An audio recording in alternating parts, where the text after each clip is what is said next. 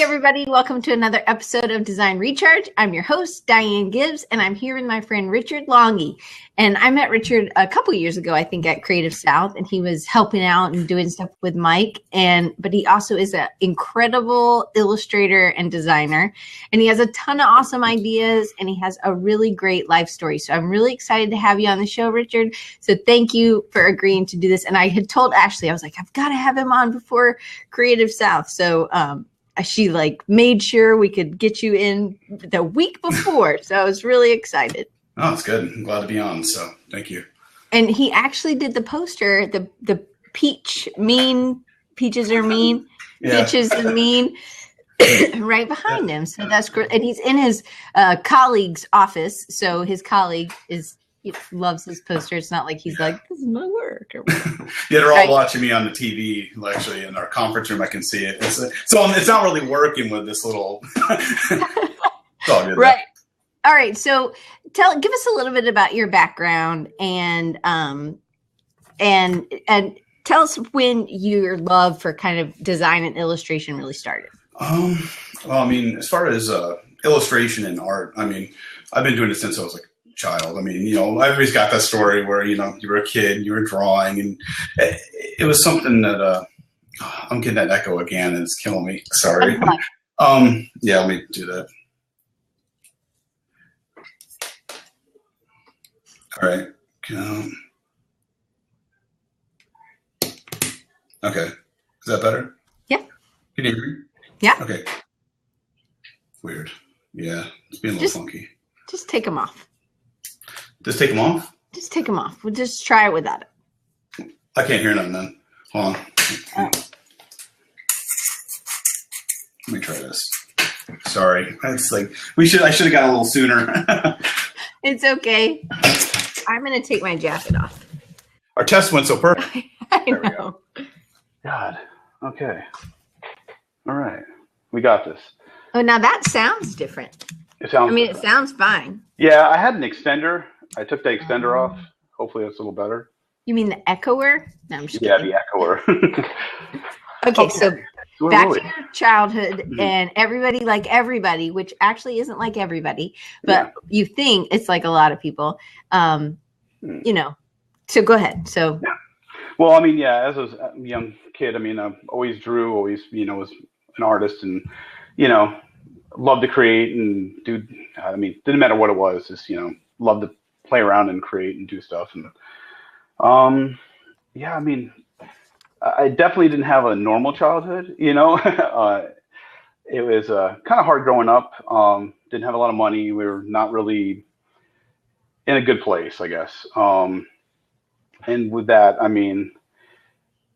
it didn't affect, the art or what I did, but, it affected me and, my ability to, I guess, focus and do things normal. I don't know.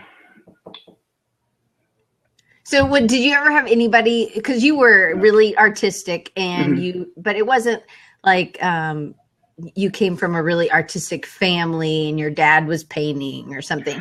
So was there anybody in your family that really encouraged you to kind of who played a role in developing? Because you really do have amazing skill. Yeah.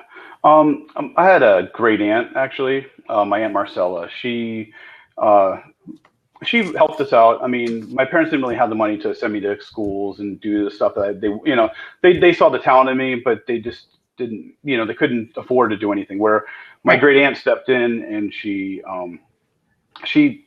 basically she sent. I actually went to an art school, just little classes and stuff. She'd send me to. At one point, she even hired one of my grade school teachers, the art teacher, to come to our house and tutor me. So there was some, she helped nurture that. And you grew up in New York, right? I grew up in New York, yes. Yeah. So then you go, you graduate high school. Did you do art in high school? I did. High school. I actually went to a really good high school as far as having an arts program. I did everything from photography to pottery to, we had a portfolio class. We had a lot of different things that helped kind of prepare. Yeah, but unfortunately, that was the only thing I did well. I wasn't very good in school. I was very distracted. I hung out probably not with the best element at times, and again, like as I said, my focus wasn't there. I should have studied, and you look back, hindsight's 2020, and you wish you did things differently. But this is where I was. But I did focus on my art. It was something I always wanted to do. It was my passion ever since I was little. And I always knew somehow or some way I'd get myself there. I would find a career somehow. And, I never thought of design at first. It was mostly the fine art side, because that's all I knew. Right. But yeah. Yeah, because I even went to college my freshman year or whatever, and I was like, oh, I think I'm going to be a graphic designer. And my parents were like, what's that? I'm sure. And my dad made me major in business and graphic design for 2 years. And I made 2Ds in college, accounting and economics. And so he said I could drop the business degree. And so it's funny. He's like, I'm probably going to have to pay for this kid for the rest of her life. And I wonder if maybe that's what your parents thought or, but you really saw this as an out. Like this was a way to kind of do something different because you were really good at it. And you just had this drive, even as a kid, and you were really able to kind of see things clearly, like even, that this isn't the kind of life I want to live. And who realizes that at such a young age, Yeah, I think I had to grow up fast, and because of the situations I was in. I grew up in a family, both my parents were alcoholics. It was not, as I said, not a very good environment to grow up in. And so it forced me to grow up faster. I had a younger brother. I was always taking care of him and trying to, I don't know, I guess fill in some of those roles. And so it helped me, I guess, in some aspects focus and think about what I want to do. But at the same time, not having money and not having support as far as what I could do with my future. That's what really stopped me. So right after college or high school, I didn't go into college. I actually did what most kids sometimes, I started working like Burger King and doing silly things and not really following what I want to do at that point. And that's what leads into why I joined the Marines and some other things. So, it's, I didn't really have focus at that point, not as much as I'd like. Right. And, I think that girls are pushed more in certain ways. And I think that they are a little bit more focused. And I think sometimes it takes a little bit longer for a lot of guys. Maybe. It's good to have a good, a support system. It is good to have your family behind you or, but at the same time, if you don't, that's okay too. I guess you just got to find your own way. But you had to have drive inside. And I asked you the other day when we talked, I was like, how old were you when you realized, hey, you love your parents, but how old do you realize that, hey, this probably should be happening? And you said you were 8. Yeah. Right? Yeah. That's some clarity for an 8-year-old. Yeah, it is. Yeah. And I wish I could explain how, but, it is. And I think it depends on the person, But I think that's one of the things that makes you a great artist as well, because you're able to see things and look at things in different ways. And I think that is because even every time I talk to you, I'm like, no way you did that. No way you did that. And it's like, you don't have something that's saying, no, you know what? We can't do that. It's like that doesn't exist. And granted, I know that it exists. Everybody has that. But it seems like you have this kind of you know what? We're going to figure it out. It will make it work. Even if it's budget constraints or time constraints, it's we'll make it work. And I don't know if that's military or if that's just you growing up. I think it's a little both. I think I had that raw push and, drive forward, but the military helped shape me into who I am. It really did. Without that, I don't think I could. I didn't have the focus and the drive that I do. It really helped put that into perspective, I guess. I would have another way. I needed to, that was the whole reason why I joined. I was, I knew I was going nowhere at that point. I was working at a sub shop at the time. But again, you were how old when you joined? I was 22. Yeah. So at 22 to have that kind of clarity again, like I'm going nowhere. Like most 22-year-olds are like, whatever, let's have. So you had again, but you had it at an early age at 8, Yeah. So you joined the military. So we know why. You needed some like focus and structure kind of stuff. So why the hardest branch, the Marines? Well, I mean, yeah, it's kind of hard to explain. Like, for one, I've always looked up to the Marines. I mean, if you're going to join any branch, yeah, why not the Marines? I mean, the world's, largest expeditionary fighting force. They're, the camaraderie and the esprit de corps, and all the different things that make a Marine it's hard to explain. We could do that all day. Well, but on top of that, I needed that challenge. I didn't need this. I could have went into the Air Force, and they do a really good job with schooling, and it's a different kind of push. But the kind of push I needed was the Marine Corps. I needed that kick in the butt to make me a better person in this, like to make up the stuff I'm lacking. Mm-hmm. And that's what it did. It was not easy, and it was the challenge I needed. And you also said the other day, it really kind of served as that family. It kind of had that family structure that maybe was something that you had kind of needed, and it gave that to you. And the Marine Corps is a big family. After you get out, obviously once a Marine, always a Marine. And yeah, there's no other branch like that. There really isn't. So. Okay, so you get into the Marines, and how you're like an artist, this doesn't really like compute usually. Yeah. So what do they do with you? Is there a job for an artist? So when I first was thinking of about doing it, I actually had a roommate at the time. Well, a friend of mine at the time. We became roommates after. He was going to join the Marines, and he's like, "Listen, man, you should come by. Listen to what they have to say." And at first, little hesitant, because I knew I wanted to be an artist, and I want to do something in design or whatever, but I just didn't know. Yeah, so when I went there, a moment. Yeah, and I told him this. He literally was like, "Well, listen, we actually have a combat illustrator position. Like, they actually have a job like that." And of course, I thought he was just trying to sell me on it. Are you sure? But no, they had it, and so that's what I was just like. I thought that was my in. Maybe that I'd get the structure of it I need, and the focus, and then from there I can just build a career, and that was my goal. I plan on doing 4 years, get out, and then start, just begin.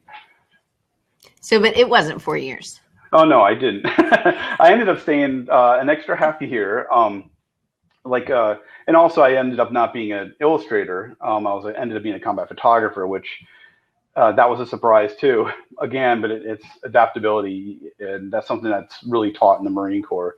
When I was in boot camp, we were getting ready to leave. I found out that they are no longer doing combat illustrator. They're actually phasing it out, and they're like, "And you're going to be a combat photographer." And so, I was like, "Well, I took photography, and it was just another outlet." So I was like, I figured that'd just be another way to round myself out, another tool to the toolbox, and just help me, move forward. So, all right. So, so again, you're having to kind of roll with punches, right? So it's like, hey, we're dissolving the job that we told you were going to have, and hey, all these kinds of things that have and they actually continue to happen, right? Mm-hmm. You've had them happen even further. There was a fire at one point, but we're going to get to that. So it seems like you haven't had the easiest life, but you haven't let these challenges or experiences hold you back or really define who you are. I know a lot of people who, when something bad happens, they're like, well, this happened to me. And so, and so it's kind of like as a blame game, but there's tons of things you could have blamed, Richard, and you don't. So, and I just think that's like the psychology part that I think is really interesting. So why? So how did you beat it? Yeah. Well, the thing is that, everybody faces challenges, and everybody gets to a certain, I guess a crossroads. Like, when something either good or bad, presents itself, it's what you do at that point that starts that path. I think if you make that conscious decision to succumb to it and let it take you under, then it's that much harder to get out if you can at all. And I've seen people growing up that didn't make it, that didn't quite, they hit those blocks and they let it pull on them under. So I guess that experience I took with me, and said, I am not going to let that happen to me. There's no way. And so, I'm sorry, I'm getting all out of my head. So you got to pull me back. Okay, so you didn't. So this is kind of my dad. His dad had a stroke when he was in his 70s, I think. I don't know. Mom, you can try to type in the chat and tell us how old Papa was. But my dad said, I am not going to be like that if that ever happens to me. And my dad did have a stroke. And like my dad walks could be between 12 and 20 miles a day up and down the driveway. Like we have a long driveway, thankfully. It's not like he's like some manic person going back and forth.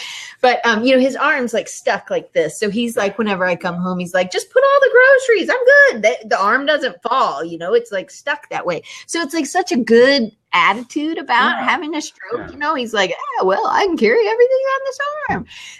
And he walks and he does a lot of other things. He doesn't let it hold him back. But so it's like some of those things that he had seen somebody who did let that stuff happen. Like my papa, when he had a stroke, it was just over. His life was kind of over. And my dad said, that's not going to happen to me. And I think you started doing that early on. You said, hey, that's not going to happen. You saw this happening maybe to a lot of other people. And you said, I'm not going to let that happen to me. Mm-hmm. Maybe. No, that is what happened. I mean, again, it's, I don't know the psychology behind it. I don't know why, I chose, and as I said, I had friends that went the opposite direction.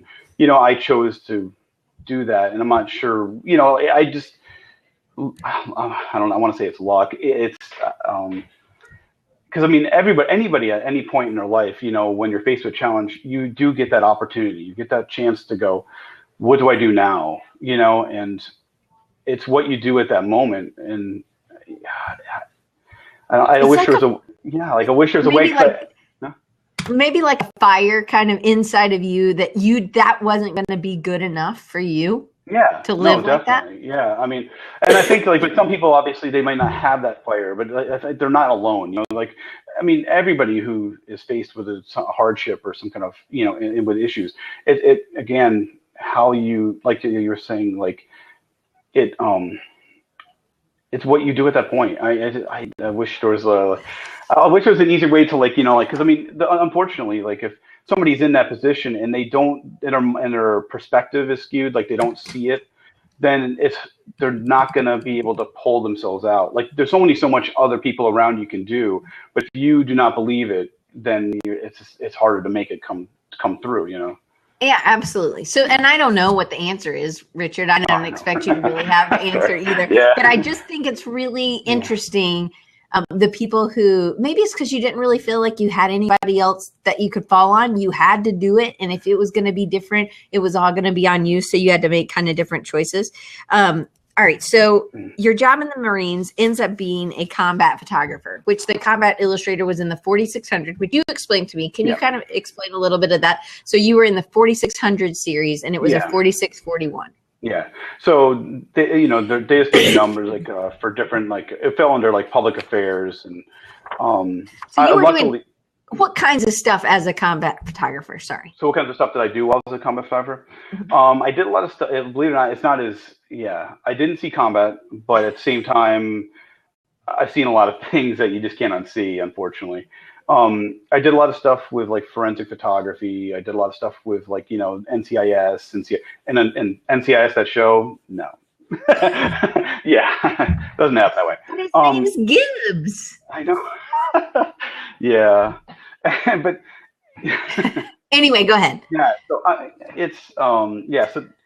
so where was I now? NCIS. It's NCIS, not like that. So I did a lot of, as I said, investigation stuff. But then I did stuff with search and rescue. It goes on and on. Every day was something new and exciting or different, or it could be one day I could be taking, photography of a general or graduation or some kind of ceremony, and then the next day you're shooting the drowning death of somebody. It was definitely all over the place. It really was.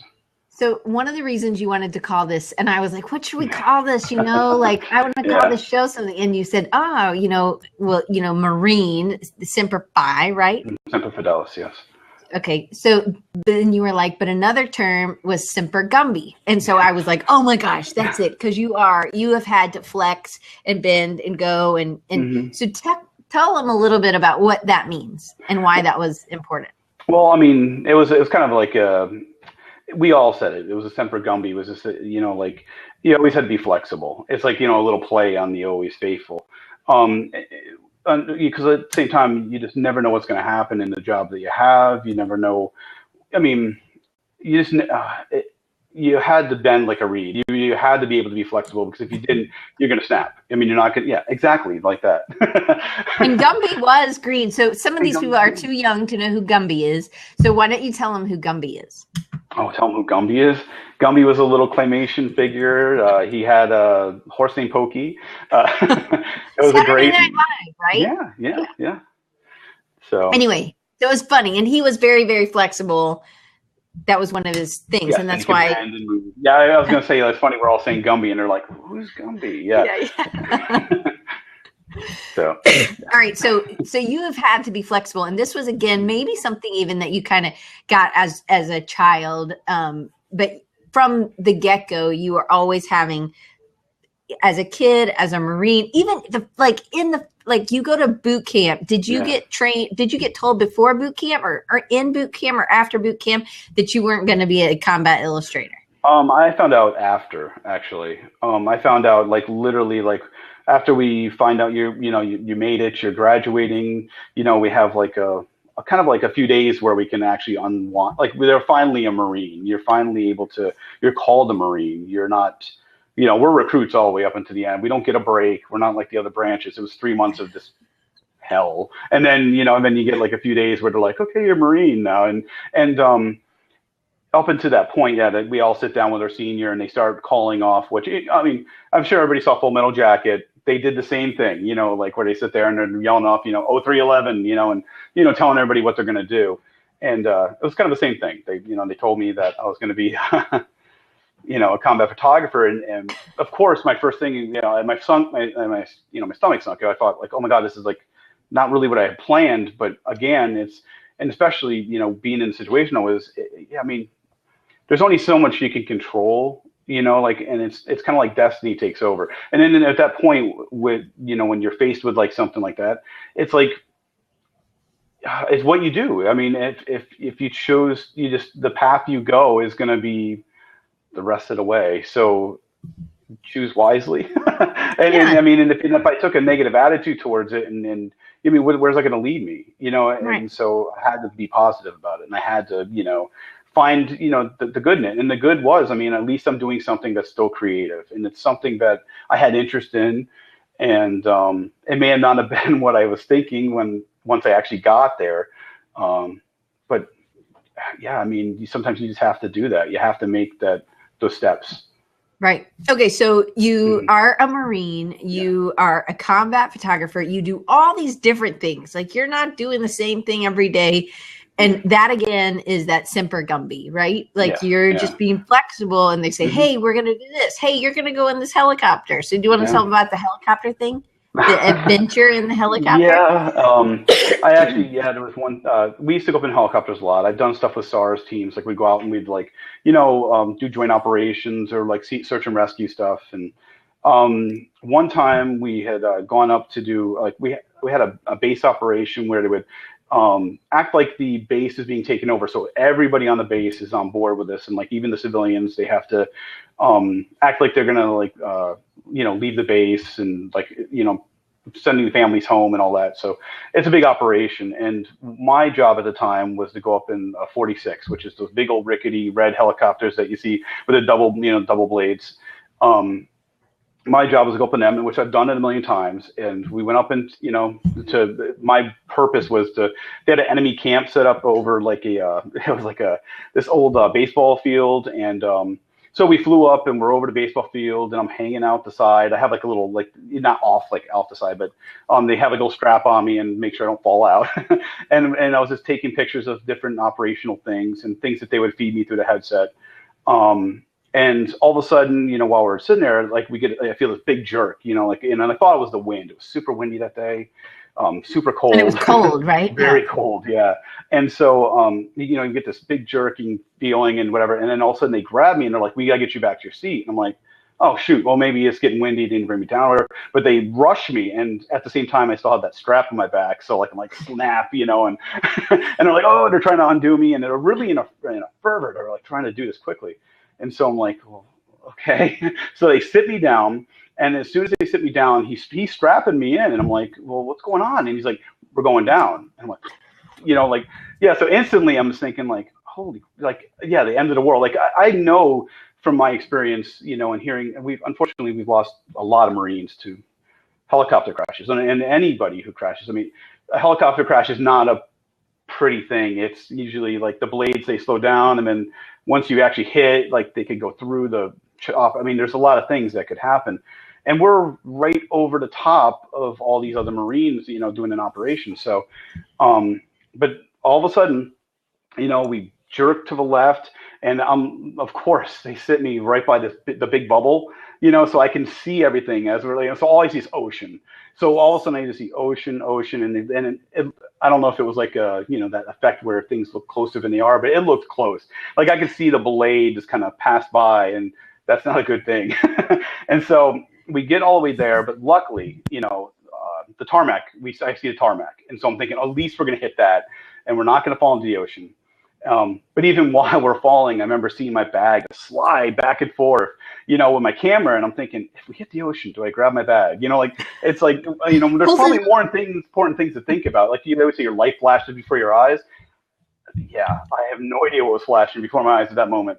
But once I saw the tarmac, I at least thought there was a hope, there was a chance. Because, we work a lot with the crash fire rescue guys, and I knew they'd be there to help us. And so you have like that, again, that safety net almost, like, my brothers will be there, at least we'll, and then of course we hit pretty hard, and then we just, boom, back to, it wasn't anything dramatic. Like, it's funny because when I tell the story, everybody's like, oh, well, they're expecting like, oh, we crashed and there's fire, and, and instead it was just like, but that was the amazing part, and so after all was said and done, they basically told us that the only reason that we didn't just completely drop, the engines quit right then and there. That's what that first jerk was the engine just stopping. And then we were just keeping rotation. And then they said that because of the cold air and the wind, it gave us a pocket to maneuver over. And it was just pure luck, because literally it was like, here's this, and then you went around, and then here's the tarmac. So it was like all ocean, and then, we just managed to hit it. And yeah. So, but again, puts perspective after, cause I mean, these guys, they probably had to have more than once, and we were just lucky. And yeah. So you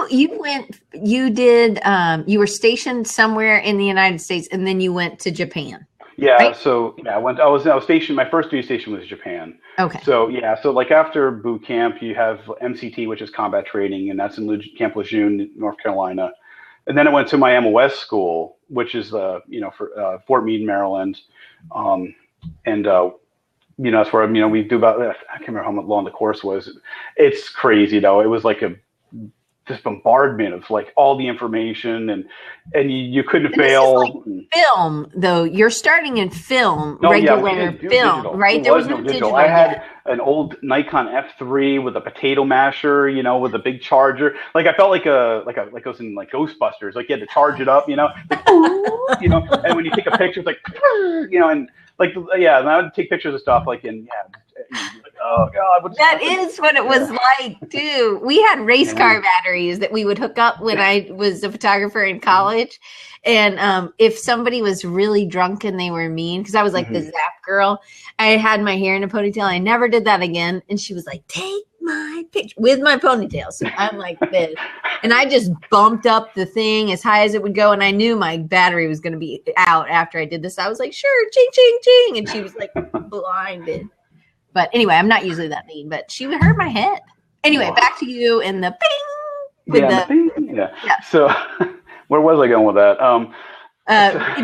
We were talking about film. You went to the school and you're learning all this old, it was current then, but not now. Yeah, it was definitely on the threshold of, digital was coming into the picture, but I was in the Marines. Our gear is a little old, and it definitely wasn't, we weren't up to speed yet. So, so we're doing that, and then from there And you go to Japan. I went to Japan. Yeah, Iwakuni, Japan was my first duty station, which was amazing. I mean, every day that I woke up in Japan, I was there for 2.5 years. It was just amazing. I woke up every day excited and giddy that, like, I'm in Japan. The place is just amazing. And, I can't even begin to explain that either. It's like, it's really influenced you, and you married, you got married over there, and you would have been happy kind of living over there for forever, right? Yeah, actually, that was my plan originally. Me and my wife, we wanted to, she was pregnant, and we were, married for about a year, and we were all excited. And the Marine Corps had different plans for us. They basically, said, sure, you can just move out into town.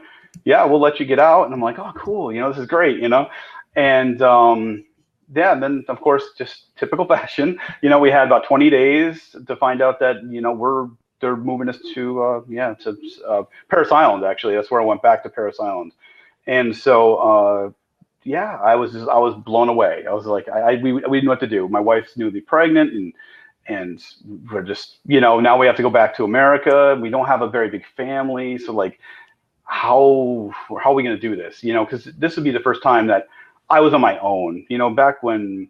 And I had people counting on me in that sense like that, so right. It was kind of frightening for us all, especially for my wife to come from Japan to have to go to America now without notice. Yeah, she had to feel that. So right. Hopefully she has a Semper Gumby also. Yeah, clear. She does. She's learned. Yeah, luckily, I mean, me and my wife are very alike. She's kind of been through the same situation. She's definitely had a crazy upbringing, and it's just it was a perfect fit. I mean, she's my best friend, and I mean, I think I believe in destiny truly, and I feel like everything happens for a reason. And if what you do with that reasoning, I mean, because like some people might read it the wrong way, and it'll be a whole new path for you. And just imagine if you read it wrong, So right. So I want to show some of your work because your work is so beautiful. And so some of it kind of goes with Japan, right? You have a lot of Japanese influence. So, I do, yeah. Yeah. So I'm going to try something new today, guys. I'm going to it's letting me put something in below us. So I'm going to see if this will actually work and tell me, nope, that one's not going to work. Let me see if it does it like this. Cancel. If not, I can put it in the. Yeah, yay! It's slow, but it's coming. Do you guys see it? Oh yeah, it is. Yeah. So, yay! Isn't it beautiful? So again, amazing. Yeah, totally. Oh, thank you. Okay. So this is actually a movie poster, but I can't read that, so I have no idea what it is. That's a Kozuri Okami, which means lone wolf and cub.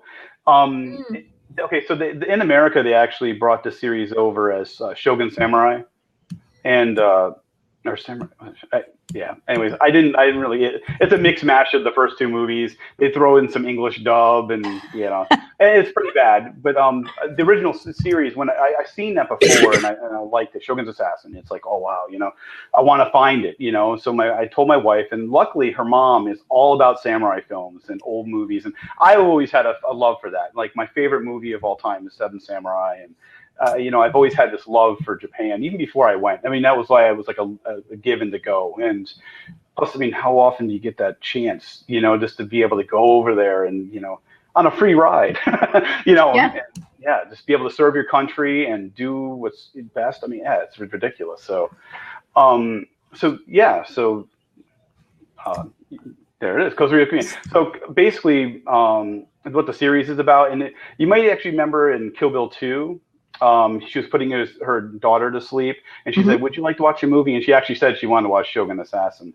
Tarantino's a huge fan of the films, and it's kind of funny he put that in there. That is. Great movie. It's actually a super great movie, though. A series of movies. There's like 6 of them in the series. And But it's about this. Basically, I mean, it's about this father. He was an assassin for the shogun. He was like kind of heavy, and he's betrayed by them. He's betrayed by the people around him. They feel he's too powerful, and so they kill his wife and they blame it on him. And so he basically has to wander, and like he find the people who did it. He wants to like kill them, but in the meantime, he kind of signs himself out as like a assassin for hire, and so. But at the time, he gives his son a very simple choice, which is kind of scary at that point. I'd imagine as a kid, but he basically puts the ball down and he puts the sword down, and he says, if you choose the ball, you go with your mother. If you choose the sword, you choose the way of the sword, and you go with your father. And so, of course, the little baby walks over and grabs the sword, and you're like, okay. And then, and then so the story began. And it was just such it's well done, like as a series too. It was based on a graphic novel, like the manga, and so it just had that feel. It was just really pretty. So yeah, I'm a big fan. So this is changing the subject. So have you ever watched any of the IP Man? And again, all I have is Netflix, so I'm kind of limited. No, unfortunately, I haven't watched IP Man. No. Anyway, we watch a lot of those. I mean, anyway. Yeah, I think there's like three, right? Three of them. I don't know. We just end up watching a lot of, and then we watched the new Crouching Tiger, Hidden Dragon one. Have you seen that one? No, I hadn't seen that either. Anyway, well, they kind of fly, and that's a little weird. I don't know.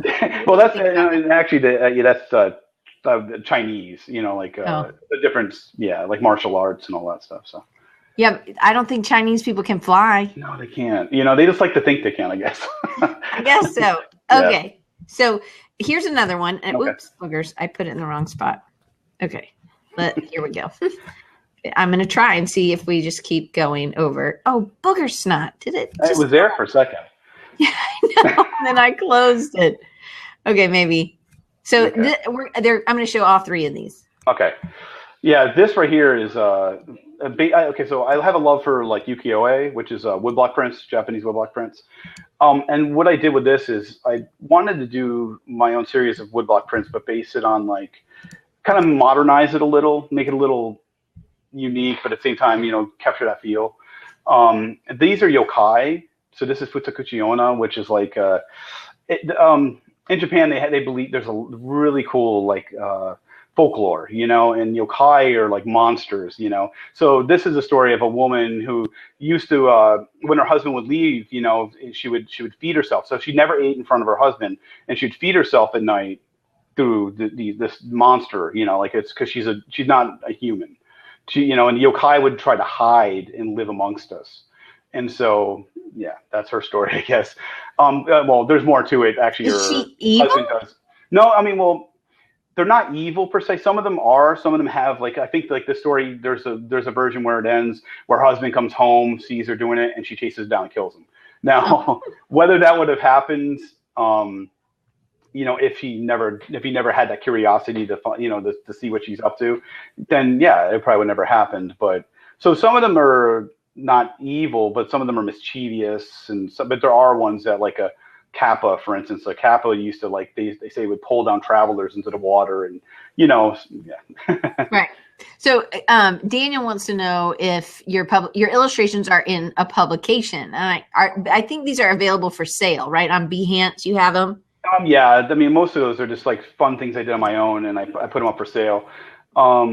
Yeah, I hate this. Like, I wish I was in more publications or doing different things, but for the most part, these are just like personal favorites, things that I like, and I threw up. So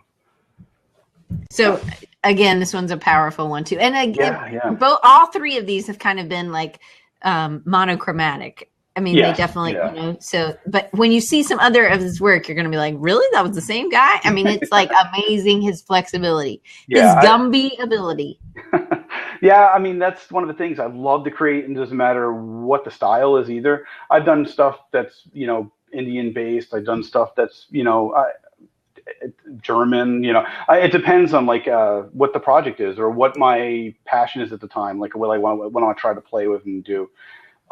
This one right here is a kitsune, which is basically a fox. Now, foxes are known as like being mischievous, tricking humans and doing stuff like that. And so this was a fun one it's based off something I saw a long time ago, where they showed that kind of thing where you see the woman but you see like through the shadow, you see what she really is.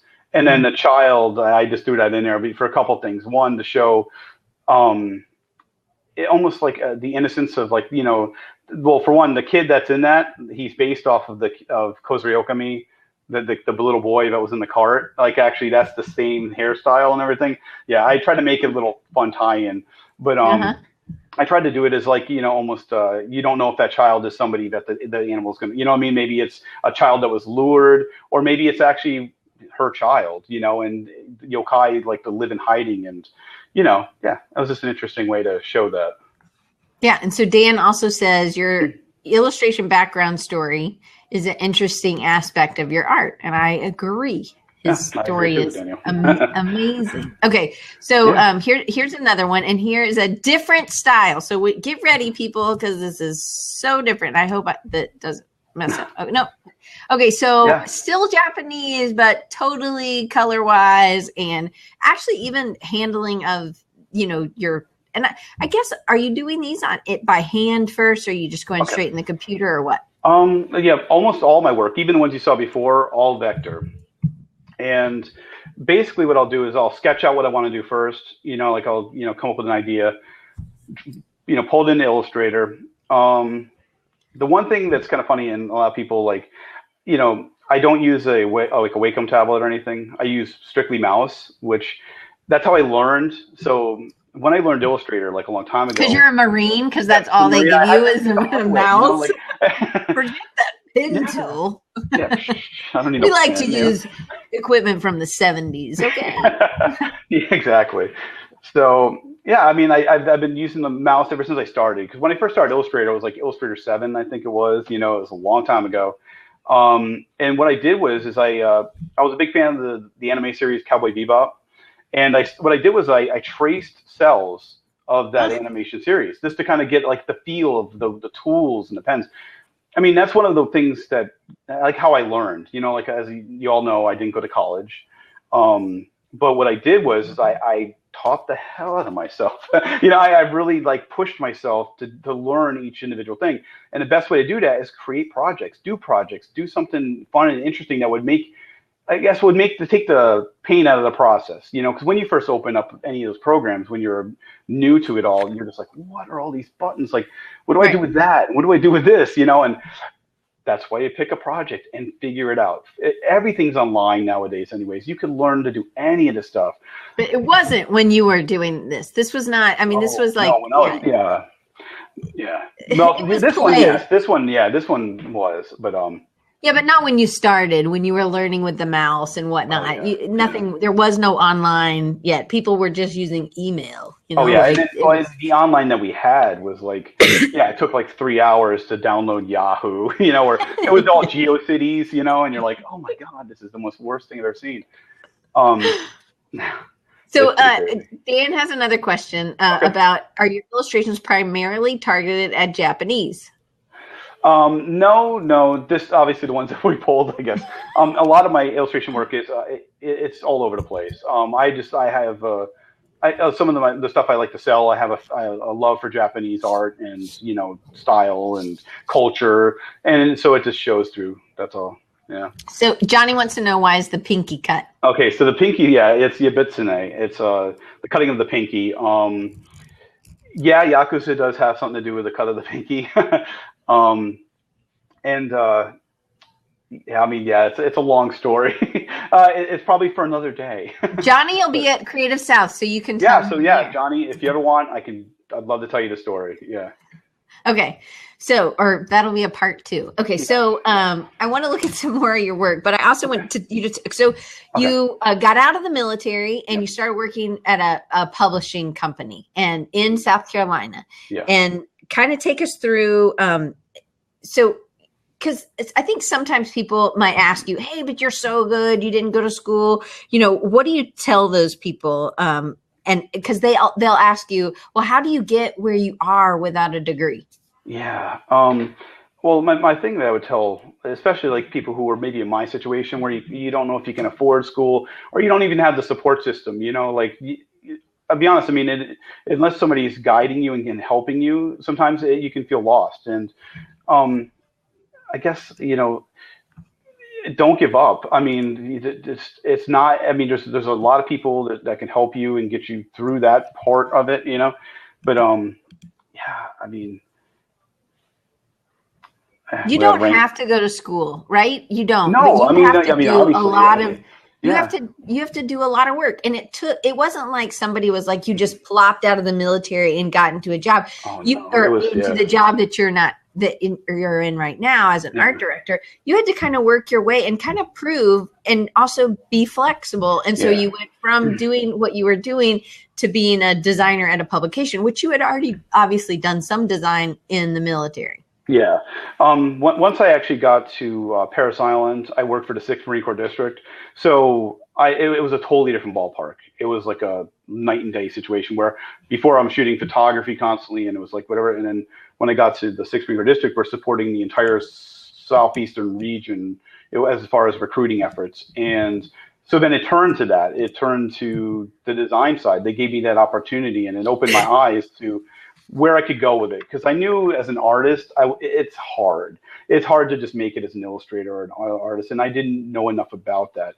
But once I had my eyes open to all the different things, like, we had a publication that we did from there. We did work with J. Walter Thompson, so we actually did some stuff that helped, support the whole district. And at the same time, it opened my eyes. I mean, it showed me there's another way to about doing this. And then, at first my work wasn't that great. It was a little rough around the edges. But it is perfect. Nobody right. Yeah. Especially when you're just starting out and you're just changing really kind of employers. So you get this job but before you go. Yeah. So tell me about this image and your challenge coin. Can you tell that story fairly quick? I have the coin with me. Oh, sweet. Yeah, so some people look at how you are super right? In that picture. I'm mad, so man. You look pissed off. Yeah. That right there is the Commandant of the Marine Corps. So the Commandant of the Marine Corps is it's the highest ranking officer in the Corps. He works for the Joint Chief of Staff with the Joint Chief of Staff, and he oversees all the Marine Corps operations, and it goes on and on. And so they recently had a change of command. So it went from General Krulak to General Jones. And when he and the Sergeant Major of the Marine Corps, sorry, it's okay. Got sidetracked. Well, when they were doing a tour and they go to every single base and hey, I'm the Sergeant Major and I'm the new Commandant. And they kind of see all the operations. You get to see firsthand. And when I heard they were coming, they said that they wanted to assign me to them. And I'm thinking what do I do? And so they wanted me to take pictures of everything and everybody he met. And, what we're going to do is we're going to take every picture that he meets, every grip and grin, every Marine that he crosses, we'll give them pictures. So we went ahead and we actually, do that. And so when I met him, I was first overwhelmed. I mean, this is you don't get much higher than that. It's just such an honor. It was and to be bestowed upon me was it was awesome. It was a great feeling. And to give people an idea who are like me, because you had to tell me who the Commandant. I was I don't know who that is. So you're this is the guy next to Obama when he's doing it. Yeah, I mean, he answered to the Secretary of the Navy. Yeah, he was up there with everybody. Yeah. And so he's a big person. Yeah, it's it was pretty awesome. And so I followed him around the whole entire day. I mean, I was sweating and just, you could see probably, those, the rings under there. Yeah. It was hot and we were just going from hangar to hangar to, all different places. And we went to everywhere, every nook and cranny. And actually at that point, when I took the picture, he stops and he's like, listen, Marine, you've been following me around all day, taking all these pictures. Why don't you take one with me? And so he hands my camera off to the gunny, who I think at the time he worked for the Marine Corps Times, and he hands it off to him, and he says hey, take a picture of us, Marine. And so we sit there, and it was such a proud moment. And then after the whole day was done, and we went around, the end of the day, he basically I walked up to him and I said, sir, it's been an honor, and I can't explain what this means to me. And, and he's like, oh, Marine, hey, good to go. And he was just, very cool. He was such a good guy. And so basically I start to leave. And then all of a sudden he's like, Marine, come here for a second. And I'm like, oh God, his tone changed. And I'm like, oh, what did I do? I saluted him right on the way. And, I'm thinking all these things. I mean, just like, what did I do wrong? And I come over to him and he gives me a handshake, and he just wants to say, it's been an honor for me too. And then when he did, he gave me this coin, which let me pull it out. Here we go. So yeah, this right here is a challenge coin. Closer. Here, Hold it closer. I come closer to try. Yeah, so this is a challenge coin.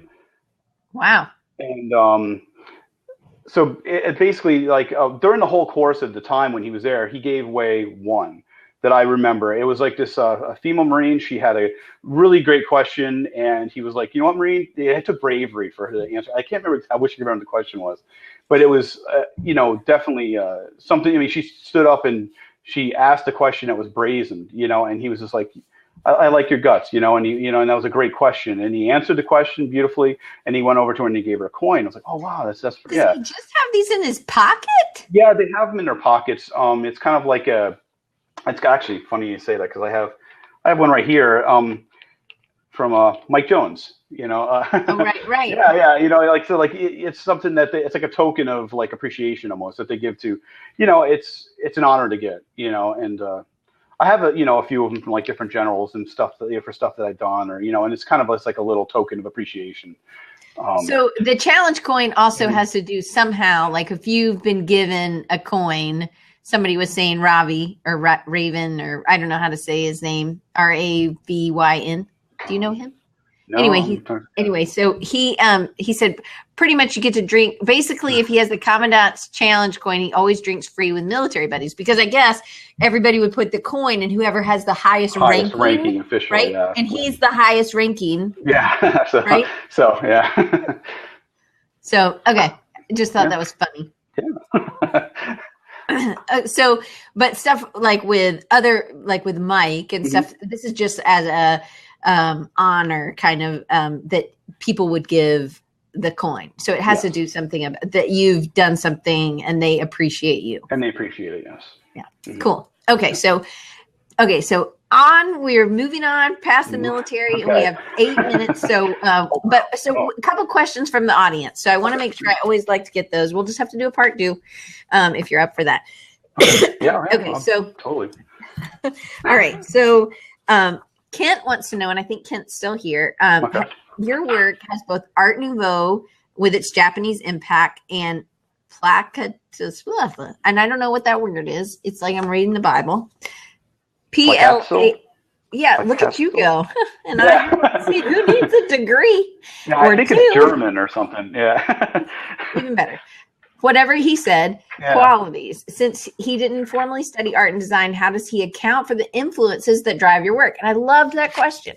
Yeah, that's a big question. That's the thing. I don't pull influence like as far as, from any particular style. It's now I noticed what he said though, and for instance, I love simplicity, but I also love detail, and I like to mix the two. And so what he said makes sense to me, being like Nouveau, being like with the detail and the lines and everything. And then at the same time, I had to look this up, what the class to what, but I guess it's like. And Brian just posted the Wikipedia a definition. Oh, thank you. It's German for poster style. All right. Yeah, and so there it is. I've always liked, be it Germany or even Sweden, or just the simplicity. Even Japan does. I add very simplistic design, but then I like to mix it with detail. And sometimes I go overboard. Like lately with my illustration work, which I wish I had some up or to send you right now, but even with that skull, that the deer skull, if you could see the detail I put into that, it's unreal. It's kind of. But I love that. I love to get in there and, sit there and I'll zoom right in and I'll put tons and tons of detail and just, it's calming. It's fun. So I'm gonna post that image right. Okay, yeah. So then people can see the deer. Zoom in on the detail. I think they could click, but I don't know if they could zoom in. But so then you ended up, after you got the job at the publishing company, you went straight to Realtree, and you were in South Carolina. And no, I went to an agency. Oh, an agency. Out of Savannah, yeah. That's right. Okay. I worked for an agency for about 4 years out of Savannah called the Verks Group. Before, and after that happened, I actually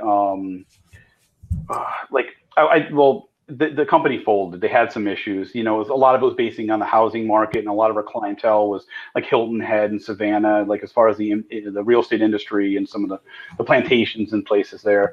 So yeah, I'm trying to like keep time too. I know. Yeah. So with all that, yeah. So then I went for about 8 months, and I did freelance.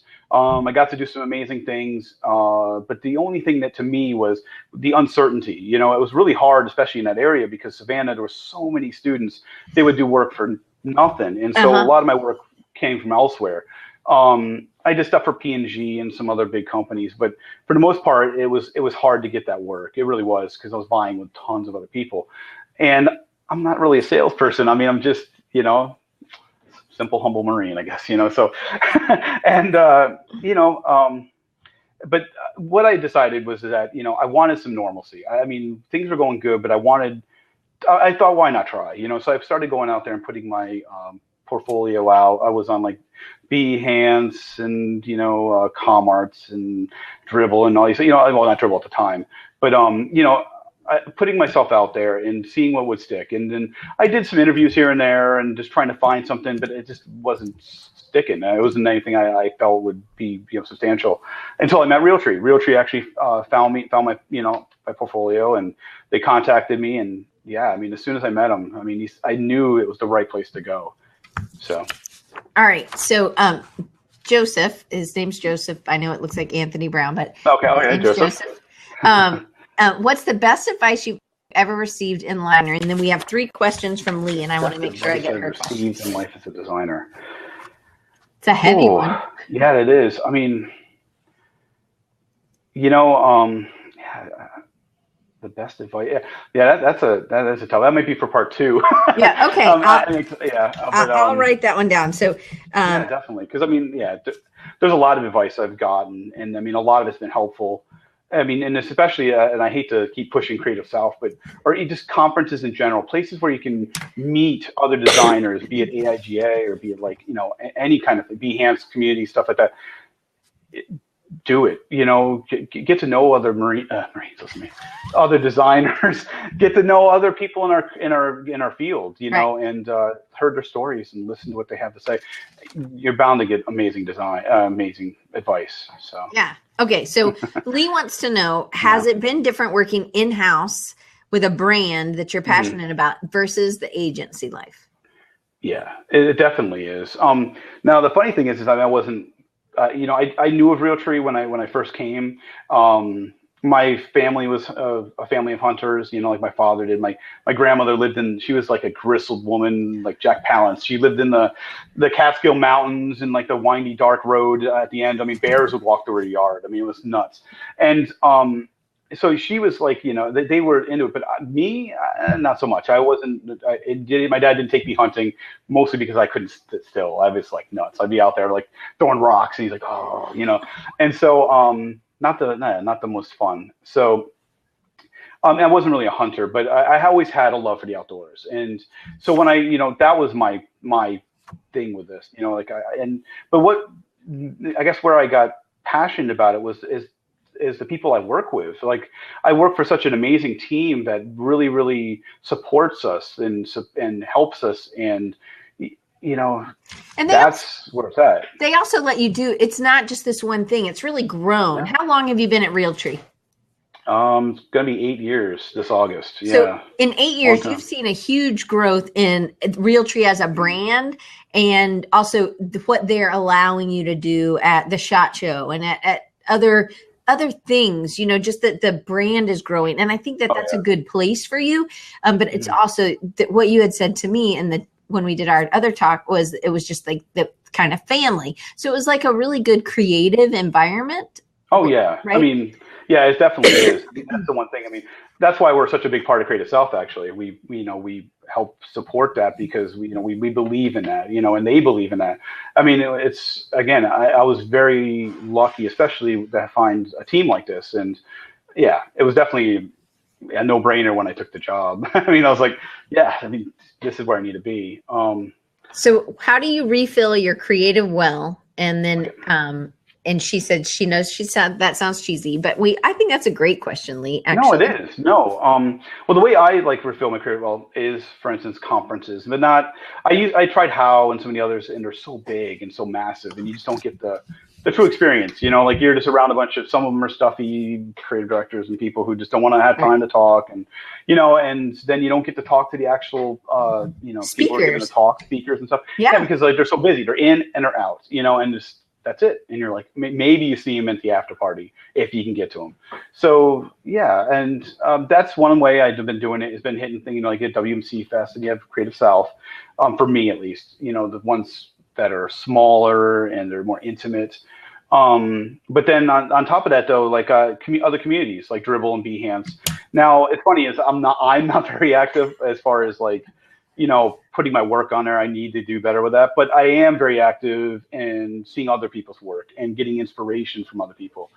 There's so much we all have to offer to each other that, it's the best way to do it. So like what I do for my well is I love to do that. I like to look online, but at the same time, also everywhere around you, there's inspiration. There's inspiration in everything. There's little details. I love details. So it seems like you have to work a lot at Realtree. I mean, not probably over the K maybe, but so do you do these side projects? How often do you do these like posters and side projects?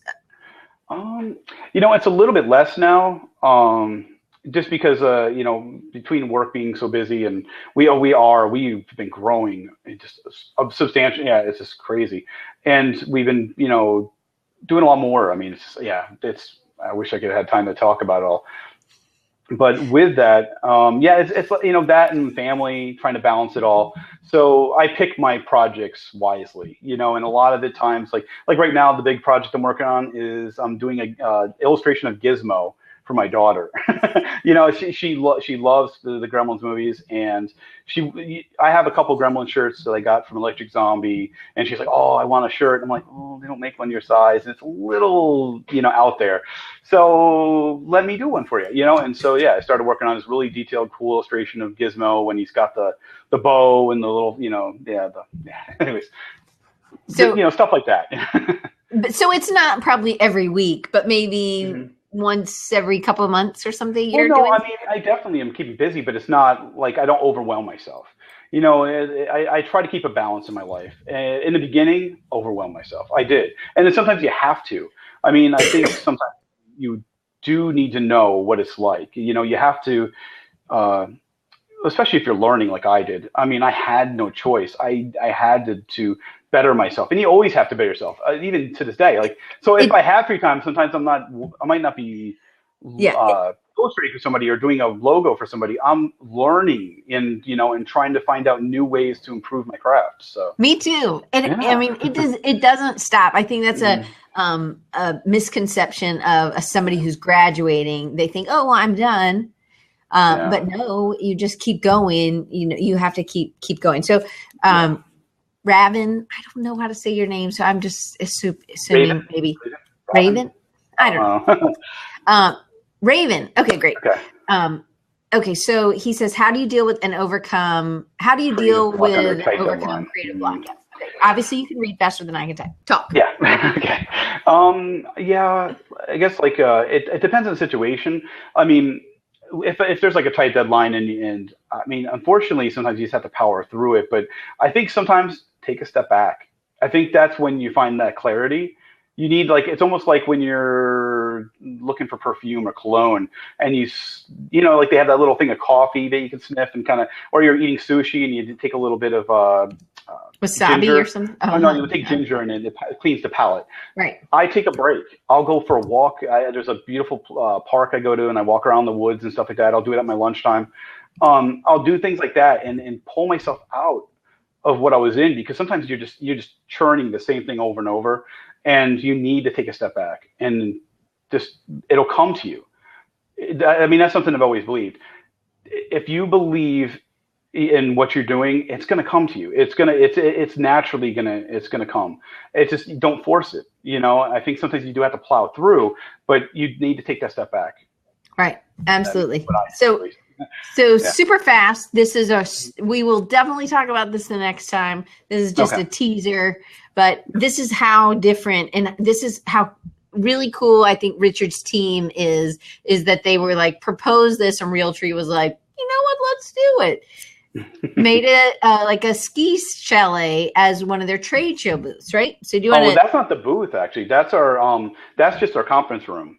Oh. So yeah, like the booth is huge. That's just like a small part, and so yeah, the idea is like we wanted to come up with a cool conference room, something unique and different. Because the last time when we went, we didn't have like a closed off area. It was too open, and it was just too much noise and too much going on. And so we came up with the idea of doing a gondola, ski gondola, yeah.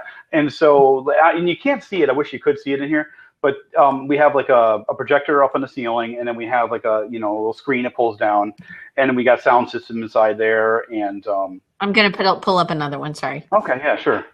That's a little bit further out. Yeah, I wish it showed the whole booth. Yeah, I should have sent you all of them. It can just keep going. It's still really cool. Well, that's weird. Oh, okay. That's okay. Yeah, I can.